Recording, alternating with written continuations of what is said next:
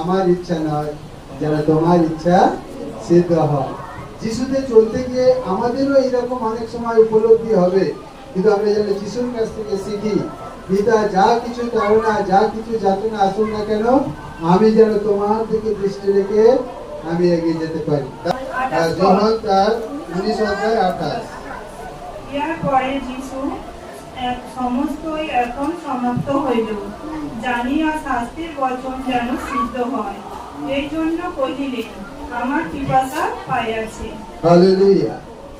স্বয়ং যিশু, তিনি বিশ্ব ব্রহ্মাণ্ডের সৃষ্টিকর্তা। যোহান তার 1 থেকে যদি আমরা 3 পদ পড়ি, যে আদিতে বাক্য ছিল, বাক্য ঈশ্বরের কাছে ছিল, আর সেই বাক্য ঈশ্বর ছিলেন।